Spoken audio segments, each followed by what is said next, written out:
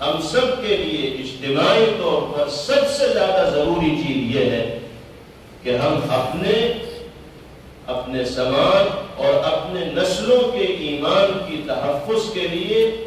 مکمل طور پر فکر مند ہوں اور سنجیدگی کا مظاہرہ کرنے والے،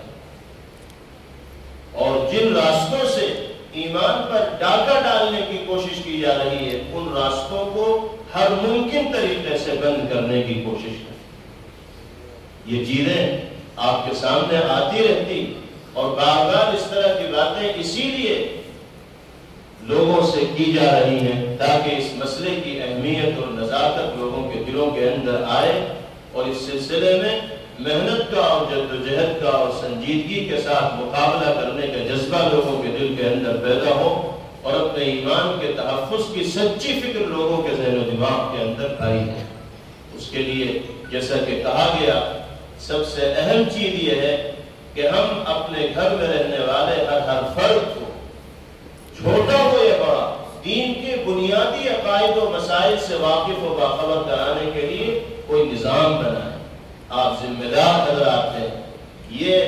ذہن بنائے لوگوں کا کہ ہم میں سے کسی کا گھر ایسا نہ رہے کہ جس میں زندگی گزارنے والے چھوٹے اور بڑے دین کے بنیادی عقائد و مسائل سے واقف و باخبر نہ ہو۔ جب تک دین کی عظمت دل کے اندر نہیں ہوگی، اس وقت تک دینی تقاضوں پر عمل اور ایمان کی حفاظت کا جذبہ بھی ہمارے دلوں کے اندر پیدا نہیں ہو پائے گا۔ ارتداد کے جو واقعات کثرت کے ساتھ پیش آ رہے ہیں، اس کی بنیادی وجوہات میں سے اہم وجہ یہ ہے کہ دین بیزاری کا ماحول عام ہے،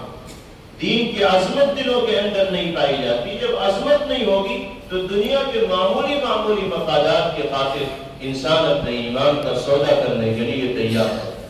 اور جس چیز کی عظمت انسان کے دل میں ہوتی ہے تو پھر وہ اس کو اپنے سے جانے نہیں دیتا، اپنے سے دور نہیں ہونے دیتا، اس چیز کی حفاظت کے لیے وہ ہر طرح کی قربانی پیش کرنے کے واسطے